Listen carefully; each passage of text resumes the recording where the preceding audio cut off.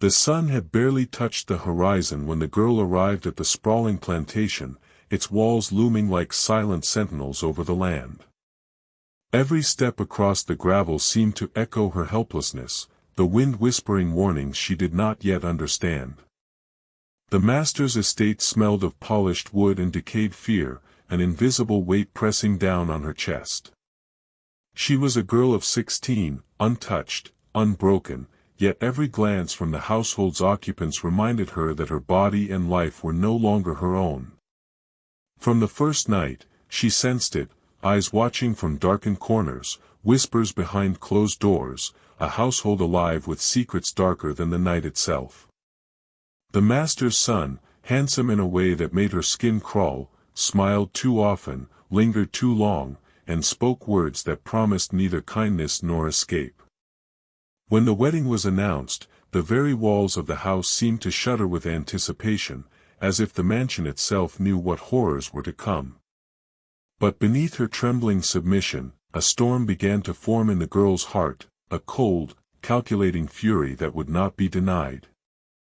Every act of cruelty she endured, every glance of condescension, fanned the flames. And as the candlelight flickered across the portraits of smiling ancestors, she made a silent vow: by the time the sun rose again, the family that had enslaved her would pay a price measured not in money or law, but in blood. The young girl arrived at the plantation under a gray, oppressive sky, her small, worn shoes crunching against the gravel path that led to the grand gates. She had been torn from everything familiar, her family, her home, the few scraps of comfort she had ever known, and brought to a place that reeked of wealth built on suffering. The mansion rose before her like a silent, watchful predator, its towering windows reflecting nothing but the fading light, its doors looming wide and ominous as if they had swallowed countless lives before hers. Her heart pounded with a mixture of fear and disbelief, her stomach twisting at the thought that she would never leave this place, that every future she had imagined was now buried under the weight of another person's ownership. She could feel it immediately, the sharp distinction between herself and those who moved freely within the plantation's walls. Her skin, her body, her very existence belonged to the master, a fact that settled like a stone in her chest and refused to move. She was no longer a child of her own choosing, she was property, a possession whose value was measured by obedience, charm, and the utility she could provide to the household. As she was led through the courtyard, she saw glimpses of the life that had been stolen from her, slaves whispering behind their hands, bowing their heads, shuffling with the weight of invisible chains, their eyes hollow yet brimming with the quiet knowledge of what awaited her. The air was thick with the smell of cooking fires and sweat, the mingling of comfort and labor in a cruel harmony, and it pressed down on her like a physical force. Every step she took brought her closer to the mansion's open doors, and with every step, her awareness of her helplessness deepened. Inside, the walls gleamed with an elegance she could never touch, polished floors reflecting the faces of those who ruled this domain, faces that offered nothing but a cold, detached acknowledgement of her presence. She understood from the first glance that she was to be invisible when convenient, useful when necessary, and punished without hesitation when she displeased. Her small hands trembled as she clutched the thin cloth of her dress, her mind a whirl of fear and confusion, yet beneath it all, a quiet, unspoken instinct began to grow. Though she was young and fragile in the eyes of her captors, she was already learning the contours of the powerlessness forced upon her, the rules she would have to navigate, and the faintest stirrings of resistance that would one day take root in the dark recesses of her mind. In that moment, standing before the mansion that would define the rest of her life, she realized that she was entering a world where innocence was a currency, and she was expected to spend it without question. Every footstep echoed a warning, every shadow whispered a secret, and every glance she received from the masters and their children carried the weight of the destiny that had been decided for her long before she had arrived. The moment she stepped inside the mansion, the girl felt the finality of her separation from the life she had known. The air was thick and heavy, scented with polished wood, fading flowers, and the faint tang of something darker that she could not name, a scent that seemed to crawl under her skin and settle in her chest. She was immediately pulled aside by a stern housemaid, whose eyes held the practiced indifference of someone who had long since ceased to care for the humanity of those brought into the house. Without ceremony, she was instructed to leave behind the few belongings she had clutched desperately during her journey, as if to strip away even the faintest thread connecting her to her past. Each possession laid down on the cold marble floor felt like a small death, a surrender of memory and identity, and the girl's chest tightened with the knowledge that she was now entirely in the hands of those who claimed ownership over her body and her future. The doors closed behind her with a decisive thud, cutting off the last glimpse of the sunlit ground she had crossed, and with it, the comforting illusions of choice or freedom that had lingered in her mind. She was led from room to room, each more lavish than the last, yet each carrying an invisible weight of control, every object a reminder that she existed solely for the whims of the household. The master himself did not appear at first, yet his presence was everywhere, in the hushed commands of the servants, in the careful arrangement of the furniture, in the subtle way every room seemed designed to remind her of her place. She noticed the glances exchanged between those who worked there, quiet conversations paused when she approached, whispers that died in the air as if afraid of being heard. Every step deeper into the mansion made it clearer that she had crossed a threshold from which there would be no return. There was no corner of the house that did not remind her she belonged entirely to the household, that her life, her body, and her obedience were no longer hers to command. Even the simplest acts, standing, walking, speaking, were now governed by rules she did not yet fully understand, and any misstep could bring punishment or disdain, a lesson she had been warned to internalize quickly. As the hours stretched into the long, oppressive afternoon, she began to understand the cruel rhythm of the house, the way silence and attention could both be instruments of control. She was isolated from any connection to the outside world, each glance at the windows revealing only the distant horizon, unreachable and cruel in its promise of freedom. Fear coiled in her stomach like a living thing, a constant companion whispering the harsh reality that she was no longer a girl with a family or a home. Her identity, once unshakable, now hung by the thinnest thread of compliance, every heartbeat a reminder that she belonged entirely to the household, that the choices she had once taken for granted were now stripped from her, and that escape, even in thought, would have to be measured in whispers and shadows.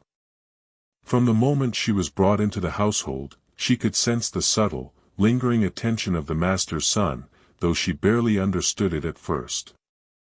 He was not like the others, who barked orders or passed her by with indifferent eyes. There was a quiet intensity in his gaze, the kind that made her skin crawl and her pulse quicken simultaneously. He watched her from the corners of rooms, lingered a heartbeat too long when she passed in the hallways, and spoke with a charm that felt both seductive and dangerous. Every word he uttered seemed layered, carrying a tone that she could not yet decipher, a dangerous curiosity that unsettled her and reminded her of the power he wielded over her already. She tried to avoid his eyes, focused instead on the chores and the strict instructions handed down to her by the housemaids and the older slaves, but his presence was constant, a shadow she could neither escape nor ignore. He smiled with a familiarity that was forced, as though he was testing her reactions, watching the small flickers of fear and resistance that crossed her face. Her beauty, her youth, and the quiet intelligence she tried to hide made her a target for his attention, and she began to notice how he spoke to others differently when she was near, the way his expressions softened or hardened depending on whether she was in the room. It was a manipulation cloaked in charm, a dangerous dance where she was the unwitting partner. She felt the weight of it in the pit of her stomach, the subtle, unspoken threat that he could decide her comfort or her suffering with a word, a gesture, a glance. Every interaction became a delicate balancing act. She smiled when expected, nodded when spoken to, yet tried to shield her eyes and thoughts from the probing intensity that never wavered. The master's son did not merely look at her, he studied her, cataloging her movements, her reactions, and her silences. It became clear that her intelligence and cautious awareness did not escape him. He tested her in small ways, asking questions that seemed casual but were meant to measure her wit, her temper, her ability to obey without resistance. She learned quickly that any hesitation, any sign of defiance, would draw his attention even more sharply, forcing her to navigate a complex web of power, fear, and subtle seduction. The tension in their interactions grew palpable, a quiet storm that seemed to hover over every room they both entered. She sensed that he desired her not only because of her beauty but because of the challenge she presented, a mind and spirit he could attempt to bend to his will.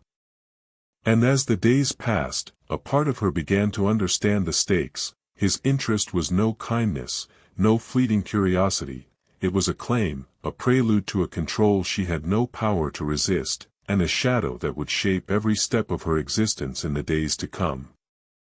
The announcement of the marriage hit her like a physical blow, sudden and undeniable, stripping away any illusions she had held about her place in the household. It came not as a private warning but as a proclamation, delivered in the grand dining hall where the entire family and staff were gathered. The master, seated at the head of the long polished table, spoke with an authority that brooked no argument, his words sharp and final, leaving no room for negotiation or delay. She stood frozen, every muscle in her body rigid with fear and disbelief, as he declared that she was to be wed to his son, a union designed not for love but for the consolidation of wealth, control, and legacy. The room seemed to shrink around her, the walls pressing closer as if to remind her that her body, her youth, and her future were now instruments in the family's designs. Her mind raced, grasping for some fragment of hope, some imagined escape, only to find herself caught in the merciless reality of her position. She was to marry a man she had barely met, a man whose intentions were already entwined with ownership and desire, and there was no path she could carve for herself within the rigid rules of the household. Every face in the room reinforced her helplessness. The master's son looked at her with a calculated intensity, a smile that did not reach his eyes, a claim in the curve of his lips that made her pulse quicken with fear rather than affection. The other family members, draped in finery and complacency, regarded her as one regards a newly purchased object, their eyes cold and assessing, as if measuring her for worth, obedience, and entertainment. Even the servants, who moved quickly to hide their own reactions, could not conceal the tension that radiated from the announcement. Their hushed whispers and careful glances revealed what the girl already understood deep within: resistance was impossible, defiance unimaginable. As she was escorted from the room, her mind became a storm of dread and despair. The corridors, once just passages through the house, now felt like a gauntlet she would have to endure for the rest of her days. Every creak of the floorboards beneath her feet, every distant voice calling instructions or gossiping quietly, seemed magnified, each sound a reminder of the life that had been stolen from her. Her reflection in the polished surfaces of the hallway showed a pale, wide-eyed girl, barely recognizable to herself, a girl whose innocence and agency were being stripped away with each passing moment. In the silence of her chambers, she touched her own hands as if to confirm they still belonged to her, yet she knew that even this small reassurance was an illusion. The marriage was not a promise of companionship, a ritual of joy, or a moment of choice.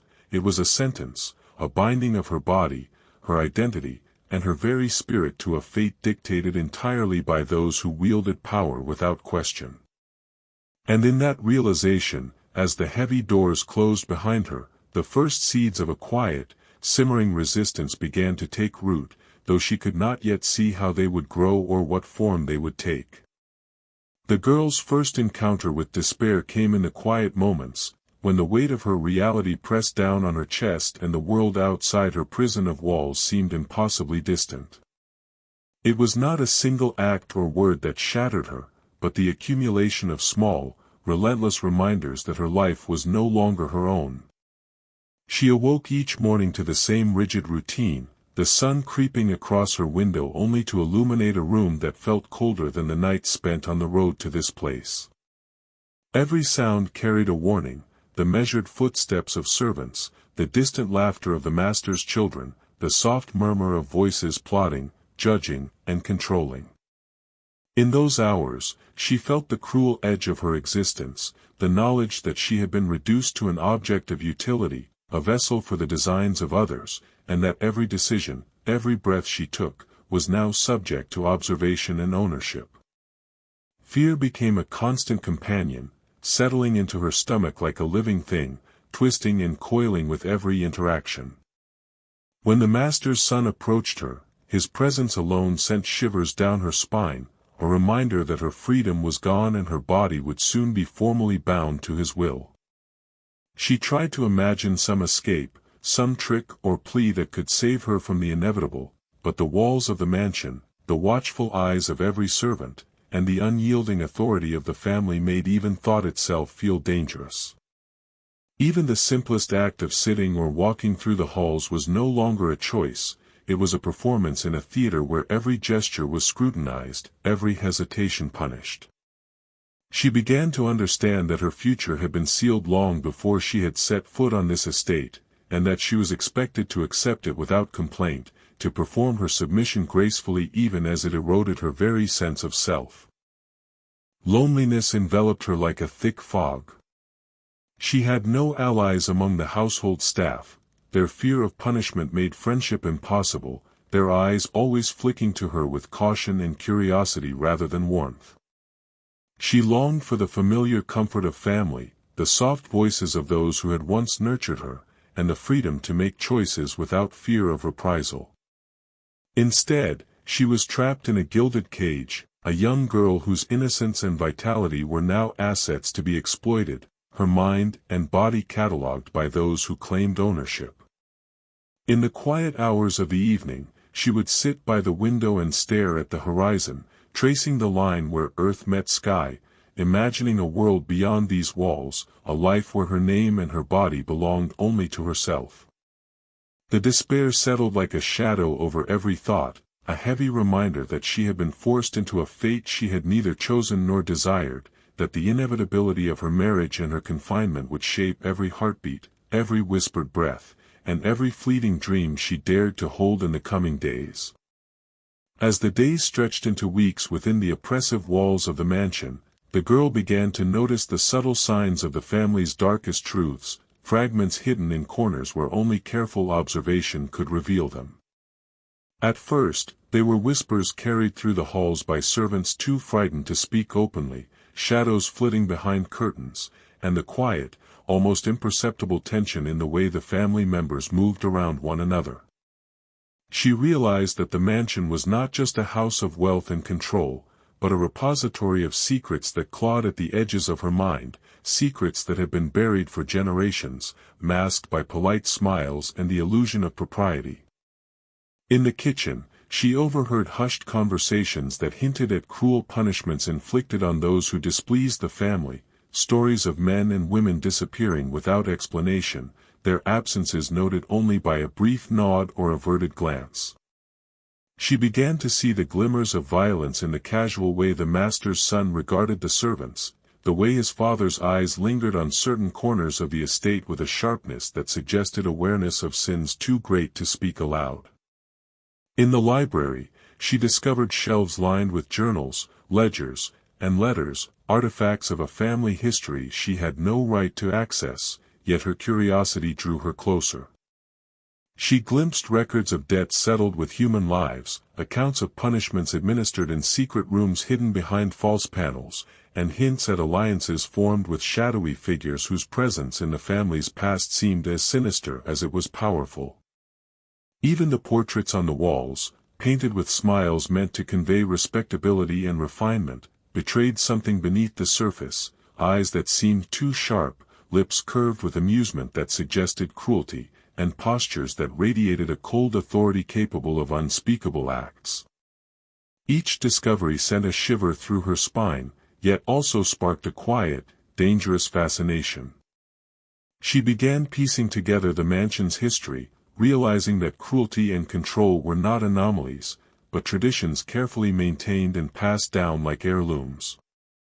The girls started to understand the methods by which the family maintained dominance over their household and the surrounding estate, recognizing patterns in the punishments, the rules, and the hidden favors that kept everyone in line. She observed how fear was used like a tool, precision deployed with a quiet, terrifying efficiency, and how secrets were the currency of power within these walls. Every interaction, every glance, every whispered word now carried layers of meaning she had begun to decipher, and she realized that her own suffering, her coerced position, and the impending marriage were part of a much larger structure of cruelty that she had only just begun to comprehend. As the mansion loomed around her with its polished floors and heavy drapes, she understood that knowledge, even whispered and hidden, was her first weapon, the key to understanding the darkness that enveloped her and the power she might one day wield if she dared to act. As the girl began to comprehend the hidden cruelty embedded in the household, a small ember of defiance ignited within her, fueled by the knowledge she had gathered and the injustices she had endured. She realized that submission alone would not preserve her life, nor would it grant her any semblance of dignity. If she was to survive the relentless oppression and the looming threat of a forced marriage, she would need more than obedience, she would need cunning, patience, and the willingness to walk a line that others dared not approach. In secret, she began to observe the routines of the family and the staff with a new purpose, noting who had access to which rooms, which corners of the kitchen were least monitored, and how the master's son and his father interacted with the household's more delicate systems of control. Every footstep, every glance, and every hushed conversation became a potential clue, a fragment of a puzzle that she could assemble into a plan of her own making. Her attention soon turned to the poisons that were stored in the mansion, substances that were casually used for pest control but could also end human life if wielded correctly. She watched the cook at work, learning the processes of grinding, mixing, and concealing ingredients, memorizing the locations of every jar and container, and noting which were rarely used or left unattended. At night, when the household slept under the watchful gaze of portraits and chandeliers, she would run her fingers over the rough edges of cabinets and drawers, committing the precise locations and textures of powders and liquids to memory. It was dangerous work. The wrong misstep could draw suspicion or punishment, yet the thrill of control over something in her world she had been taught had no control invigorated her, sharpening her mind and her senses. She also began testing the boundaries of trust, cultivating quiet alliances with a few servants who, unknowingly, supplied her with crucial knowledge. Their casual remarks about ingredients, methods, and overlooked routines gave her insight into how she could manipulate the environment without attracting attention. Each piece of information was filed carefully in her mind, stored for a moment when she could weave them into a larger strategy. It was not a reckless plan born of desperation, but a calculated scheme, built on observation, patience, and the knowledge that subtlety and invisibility were her strongest allies. The girl became both shadow and observer, moving through the mansion with a careful balance of obedience and hidden awareness, learning the architecture of power and control, the precise vulnerabilities of those who had enslaved her. With each day that passed, her resolve hardened, the ember of defiance burning brighter, and she began to understand that if she played her part perfectly, she could transform her helplessness into a weapon, one that could strike with quiet, undeniable force, leaving the household forever changed. In the quiet corners of the mansion, where shadows stretched long and whispers lingered like smoke, the girl began to recognize the value of alliances, however fragile and unsuspected. Among the servants, she found one whose presence seemed innocuous, a quiet figure who moved through the kitchen and halls with a soft, careful diligence that made him almost invisible to the family's scrutinizing eyes. At first, she observed him from a distance, noting how he handled ingredients, arranged dishes, and moved through the spaces that she herself would one day need to navigate with similar subtlety. He was a servant who thought little of the girl beyond her status as property, yet his casual words and distracted gestures offered her a window into parts of the household she could never explore alone. Each time he spoke of recipes, deliveries, or minor mishaps in the kitchens, she listened with rapt attention, storing details that might one day serve her plan. The girl began to time her movements to coincide with his, arranging herself as if by accident near the worktables where he labored.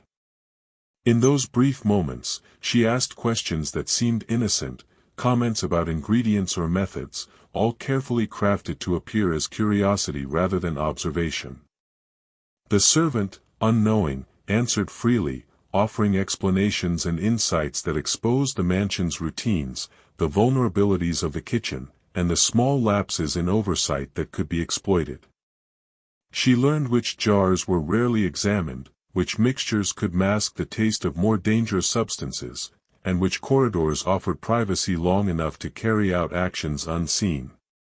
Each answer, each snippet of casual instruction, was a piece of the map she was drawing in her mind, guiding her toward the possibility of turning the tools of her captivity into instruments of retribution. More than just information, the girl began to cultivate a sense of presence around him, using subtle gestures and expressions to earn fleeting trust, all without alerting the master's son or the other eyes that perpetually roamed the mansion. She understood that alliances built on observation and silence were stronger than any spoken promises, and that knowledge acquired through another's unwitting aid was safer than anything she could take openly. The servant provided a conduit to parts of the household that otherwise would have remained locked to her, a small but vital key to understanding the mansion's rhythms and weaknesses. As days passed, she refined her ability to extract intelligence without suspicion, learning to blend into the background while absorbing every nuance. In him, she had found a silent partner in her awareness, someone whose unintentional guidance brought her closer to a plan she dared not yet articulate aloud, a plan that depended on timing, precision, and the careful accumulation of secrets whispered and revealed in the quietest corners of the household. The day of her coerced wedding arrived with a strange, oppressive stillness that seemed to hang over the mansion like a thick fog, pressing down on every surface and every breath. From the moment she awoke, the girl felt the weight of expectation and observation, each step carefully measured, each gesture scrutinized, as though the entire household had collectively agreed to watch her like a bird trapped in a gilded cage. She dressed in the garments the house had provided, a gown meant to display innocence and submission, its fabric heavy with the pretense of elegance and its color chosen to symbolize purity she no longer possessed. Every stitch, every fold, felt like a shackle, an emblem of the life she had been forced to relinquish, and as she walked through the hallways, the polished floors echoing beneath her feet, she could feel the eyes of the family upon her, evaluating her posture, her composure, her very soul. Her heart thudded in her chest, a rapid drumbeat of fear and calculation, as she prepared to perform the role she had been assigned, a role that masked the storm of thought and cunning quietly gathering within her mind. The master's son awaited her in the grand hall, his presence a mixture of menace and expectation, the smile on his lips practiced, controlled, yet somehow piercing, as if he could see the tension coiled beneath her composure. He offered polite words, carefully measured, and the girl responded with the deference she had been trained to display, her voice steady though her insides trembled. Around them, the mansion seemed to hold its breath, servants frozen in their movements, guests whispering softly, the air thick with the unspoken understanding that this ceremony was not a celebration, but a transfer of ownership, a binding of her body and future to the family's will. Every movement, every curtsy, every nod she offered was a performance, a mask that hid the sharp awareness of the danger surrounding her and the subtle plan that had begun to form in secret. Though she appeared compliant, her mind raced with the knowledge she had gained in the weeks prior, the hidden routines of the household, the locations of dangerous substances, the lapses in supervision, and the unintentional guidance of those who moved through the mansion unaware of her intentions. Each glance she exchanged with the servants, each whispered observation, was catalogued and stored, a mental map of opportunity and risk. She understood that she had to maintain the illusion of submission perfectly, to blend seamlessly into the narrative of compliance, for even the smallest hint of defiance could unravel everything she had meticulously prepared. The ceremony itself became a theater of deception, her every action a careful balance between performing the expected role of the obedient bride and quietly testing the limits of the household's awareness, a dangerous dance in which one misstep could cost her everything, yet every moment also brought her closer to the possibility of transforming her suffering into something far more potent than mere endurance. During the wedding feast, the mansion seemed to pulse with a grotesque form of celebration, chandeliers throwing fractured light across the long table, polished silverware gleaming with an almost mocking brilliance. The girl moved among the servants with a careful precision that belied the storm coiling inside her. Each step, each measured gesture, was designed to appear routine, obedient, harmless, while her mind ran through every detail she had memorized over the weeks of quiet observation. She had learned where the jars of powders and tinctures were kept, which ingredients would blend unnoticed into sauces and desserts, and which dishes the family favored most. The feast was a perfect stage, the family preoccupied with their pomp and ceremony, oblivious to the danger hidden in plain sight. Every laugh, every toast, every boastful remark by the master or his son only tightened the knot in her stomach, sharpening her focus. She moved with the ease of familiarity, placing dishes and wine with an unassuming grace, knowing that her small acts, invisible to most, were the first threads of a larger, devastating plan. As the family indulged themselves, she found moments when no one was watching, slipping powders into sauces, dusting herbs with substances that would leave no trace of their deadly purpose. Her hands were steady, her breath measured, betraying nothing of the tension coiling in her chest, the thrill mingling with fear as she carried out her task. The servants who moved about the room glanced at her occasionally, their faces blank, unaware of the significance of her actions, mere witnesses to an ordinary performance. She had learned to read the rhythms of the household, understanding the pauses, the distractions, and the lapses in supervision, and she exploited each with careful calculation. Every cup of wine she poured, every dish she arranged, carried the promise of the vengeance she had nurtured in silence, a slow, deliberate unraveling that the family could neither foresee nor prevent. The master's son, seated opposite her, raised his glass in a toast, his eyes lingering on her with that same unsettling intensity that had haunted her since her arrival. She met his gaze briefly, feigning submission, and in that fleeting exchange, she reinforced the illusion of compliance, masking the storm of purpose behind her calm exterior. Each second of the feast felt stretched, a meticulous dance of observation and subtle execution. Her pulse raced only in the private spaces of her mind, the exhilaration of control mingling with the ever-present dread that one misstep could undo everything. By the time the first signs of illness would emerge, she would be gone from the immediate suspicion, her innocence assumed even as the effects of her actions rippled outward. In every careful movement, in every seemingly insignificant act, she wove the initial threads of her long-awaited retribution, transforming the very instruments of her captivity into agents of justice as her vision of vengeance quietly, inexorably took shape. As the poison began its subtle work, the mansion's atmosphere shifted almost imperceptibly at first, the elegance of the dining hall giving way to an undercurrent of unease. The family, previously animated with laughter and conversation, started to fidget, their movements growing sluggish, their smiles faltering as a creeping malaise settled over them. The master's son, once so composed and self-assured, shifted uneasily in his seat, his fingers tapping a rhythm that betrayed his growing discomfort. The master himself, towering and commanding moments before, paused mid-conversation, his words faltering as a sudden nausea swept over him. Each bite of food, each sip of wine, became a conduit for the girl's carefully orchestrated plan, a slow and deliberate unraveling that no one in the household could yet comprehend. She watched from her place with the serene composure of someone performing the expected role of obedient bride, yet beneath the surface, her heart thrummed with a mixture of exhilaration and the chilling awareness of the power she had seized.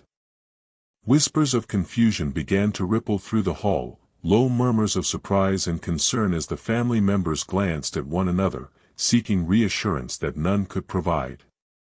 The master's wife, delicate and proud, clutched at her stomach, her face paling as a sudden dizziness overtook her, while younger members of the household faltered, unsure of whether their suffering was merely discomfort or something far more sinister.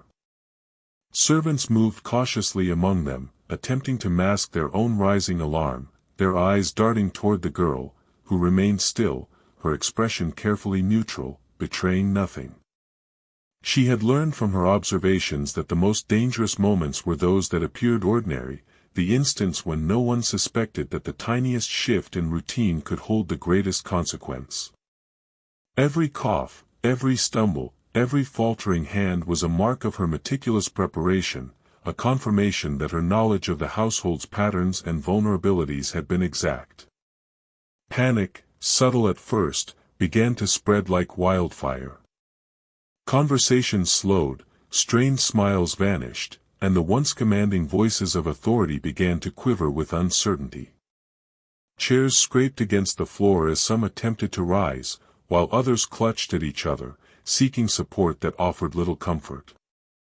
The girl maintained her place among them, a figure of outward innocence, observing the progression of her plan with a clarity sharpened by months of quiet study and careful preparation. In the shadows of the ornate hall, the inevitable reality of her retribution began to manifest, a slow, unstoppable force that transformed the household from a bastion of control into a theater of chaos and fear, and in that transformation, she felt the intoxicating and terrifying taste of agency, the first tangible proof that her suffering had been neither in vain nor without purpose. As the household descended into panic, the master's son became increasingly suspicious, his sharp eyes scanning the room for the cause of the sudden, inexplicable illness that had begun to claim the family's strength. His composure, once so unwavering, was now fractured, every twitch and hesitation betraying a mind that was racing to grasp the impossible. He turned toward her with an intensity that made her pulse quicken, as if he could sense, beneath the carefully maintained mask of obedience, the threads of intent she had been weaving for months. The girl met his gaze steadily, her expression a picture of innocence and confusion, every movement calibrated to suggest bewilderment rather than the keen awareness that churned beneath her skin. She understood that the slightest misstep, the smallest flicker of recognition, could expose her, and she measured each breath, each tilt of her head, with precision honed by weeks of observation and patience. He approached her, his steps deliberate, eyes narrowing as he searched for an explanation that could satisfy both his reason and his pride. "What have you done?" he demanded quietly, his voice low but sharp, carrying a threat that cut through the chaos surrounding them. The girl's lips parted slightly, feigning shock, her hands trembling in a carefully controlled display of vulnerability.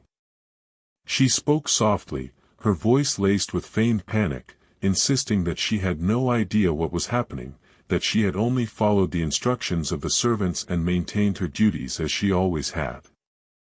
Her performance had to be flawless, every gesture and word reinforcing the narrative that she was incapable of orchestrating such devastation, yet inwardly, she tracked every flicker of his suspicion, noting the subtle shifts in his posture, the tightening of his jaw, and the quickening of his gaze. Around them, the rest of the family groaned and clutched their stomachs, their suffering intensifying the urgency of his scrutiny. He turned away briefly, torn between confronting her further and tending to those collapsing around him, his mind a battleground of disbelief, fear, and rising anger. She maintained her role, blending into the scene of distress while mentally cataloging the moments when he would be distracted, the weak points in his attention that could allow her plan to proceed uninterrupted. She felt the tension of the moment like a tangible pressure, every second a test of her nerves, her preparation, and her ability to manipulate perception. His suspicion, though threatening, also confirmed the effectiveness of her strategy. He was looking in all the wrong places, focused on her outward appearance rather than the meticulous work that had set the stage for the family's undoing. As he stepped back, his frustration evident, she allowed a quiet, imperceptible satisfaction to settle in her chest, knowing that for all his scrutiny, the truth remained hidden, and the plan she had nurtured in silence continued to unfold exactly as she had envisioned. One by one, the family began to succumb, their strength waning as the carefully concealed poison worked its merciless course. The master, once so imposing and untouchable, slumped forward, his hand clutching the edge of the dining table as a tremor of disbelief ran through him.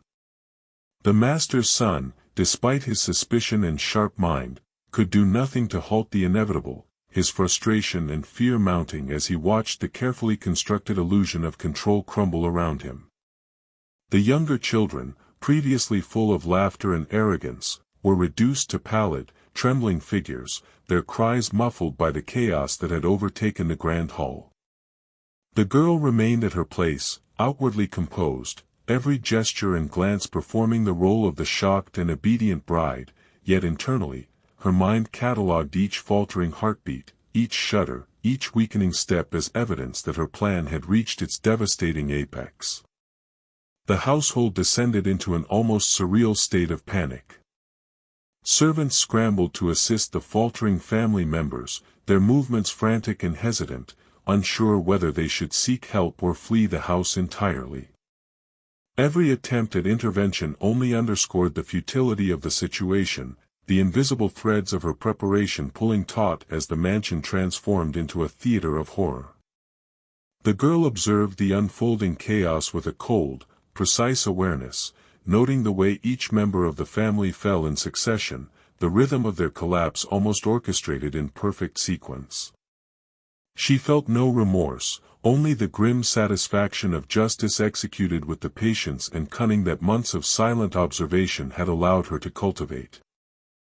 In the midst of the turmoil, the master's son tried desperately to regain control, issuing commands and attempting to rally the servants, but his authority was hollow, meaningless against a force he could not perceive or counter. Every glance he cast toward her was met with innocence, every gesture of frustration answered by careful compliance, a performance that shielded the truth behind her serene exterior. It became increasingly clear that the family's fate was sealed, that the mansion's grand halls and glittering chandeliers would soon bear witness to a scene of ruin that no authority outside could untangle. The girl's plan had succeeded beyond her wildest imaginings. The power of observation, patience, and meticulous preparation had transformed her suffering into a weapon capable of toppling the very household that had enslaved her. As the last members of the family crumpled, the room filled with a heavy, oppressive silence, punctuated only by the shallow breaths of the surviving servants and the fading thrum of life from the fallen. In that silence, she recognized the full measure of her triumph, the terrifying clarity of control she now wielded, and the irrevocable shift in the household's power dynamics. The mansion, once a place of fear and dominance, had been rendered a monument to the consequences of cruelty, and she stood at the center of it, a figure both invisible and omnipotent, having orchestrated an ending that none had seen coming, a quiet, unyielding testament to the force of patience, intelligence, and retribution meticulously applied. The arrival of neighbors and local authorities in the days following the deaths brought a new wave of tension to the mansion, but one the girl had anticipated with careful foresight. They entered the estate with curiosity and unease, their questions polite but probing, their eyes scanning the grand halls and rooms where the family had once held unchallenged authority. She moved among them with the practiced grace of someone who had spent months perfecting the art of invisibility, her voice soft and compliant, her gestures measured to project shock, confusion, and helplessness. She answered inquiries with a trembling precision, offering only the barest details, each word calculated to reinforce the narrative of innocence, of a girl trapped in circumstances far beyond her control. Every look she exchanged with the servants reminded them to remain silent, their eyes subtly affirming the story she had rehearsed, that nothing in the household could have been anticipated or prevented, and that she was merely a witness to a tragedy she had no power to influence.